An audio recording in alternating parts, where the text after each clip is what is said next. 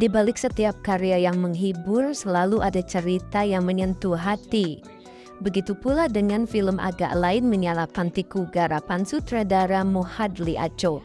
Sebuah film yang lahir dari keberanian untuk keluar dari pakem dan memilih tempat yang tidak biasa sebagai panggung utama kisahnya, yakni sebuah panti jompo. Awalnya panti jompo bukanlah pilihan utama.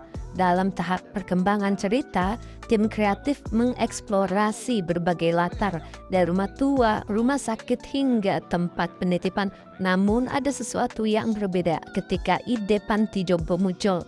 Bukan sekedar ruang bagi mereka yang menua, tapi tempat yang menyimpan begitu banyak kenangan, tawa, kesepian, dan kisah yang terlupakan.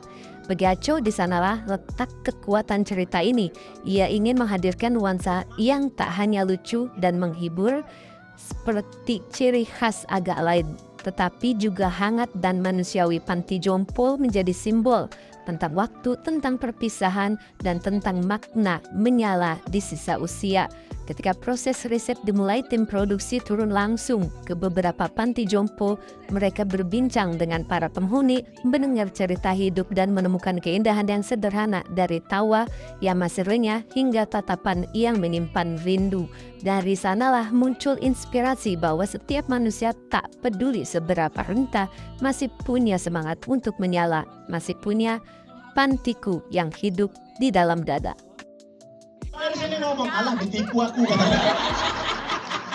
Kira betul bilang. Kira film, rupanya enggak. Alah bohong nih orang itu.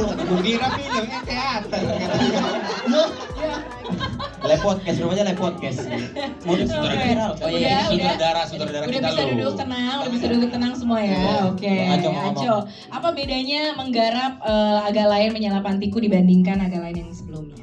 Kalau yang sebelumnya itu kan memang secara settingnya udah langsung pasar malam, kita udah memberikan image tuh yang meriah gitu ya.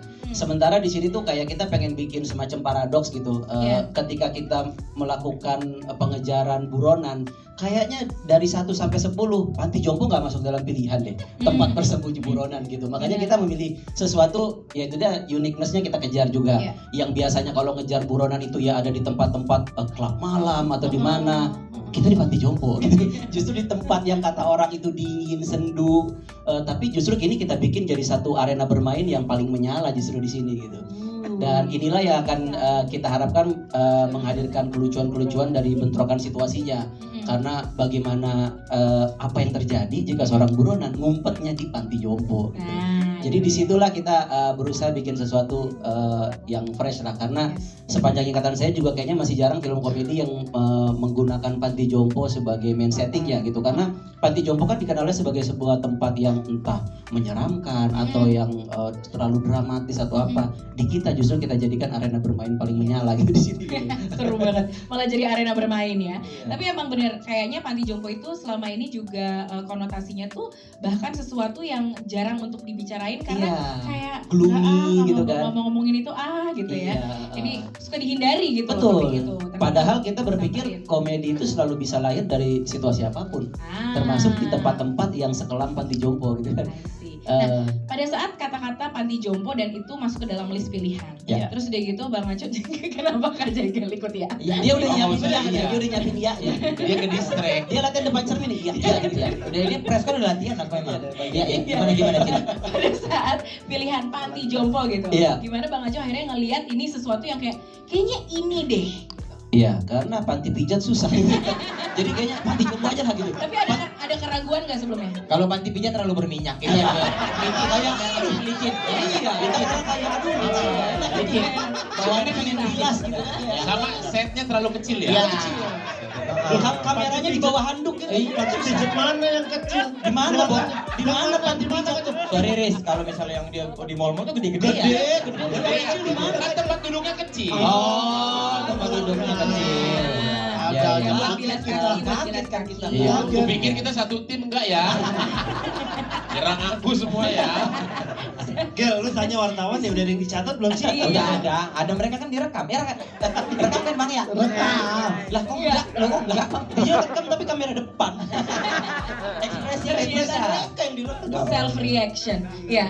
Sempat ada keraguan nggak tapi? Kenapa? Sempat ada keraguan nggak dengan latar tempat itu? Jujur dari 213 ide tadi pas dengar Panti Jompo itu yang paling Yes. optimis karena Oh, oke. gimana caranya nih ini bisa dijadiin sesuatu yang menarik karena kan kalau didengar gitu aja Panti Jompo, aduh Panti Jompo gimana ya isinya orang-orang tua, Yes. mau bikin keseruan apa di tempat seperti itu. Tapi ya justru dari situ kita menantang diri sendiri untuk kayak justru ini yang tempat yang saya bilang tadi kayaknya dari 10 pilihan pertama buronan ngumpet kayaknya Panti Jompo nggak jadi pilihan Iya, gitu. iya, iya. Ya justru disitulah kita masuk gitu. Alright. Walaupun salah satu kesulitannya adalah mencari tempat untuk jadi panti jompo. Nah betul. Dan bagaimana caranya syuting tanpa mengganggu yang orang jompo beneran di sana. Ya untungnya kita dapat tempat yang memang secara kondisinya memungkinkan untuk kita syuting di sana karena mereka punya tempat lain untuk memindahkan sementara penghuninya ke tempat di dekatnya gitu. Oh, kirain semuanya jadi ikut jadi cast juga. Ah, Enggak. gimana? Kita pindahkan di situ ada Wisma Atlet, kita pindahkan ke Wisma Atlet situ.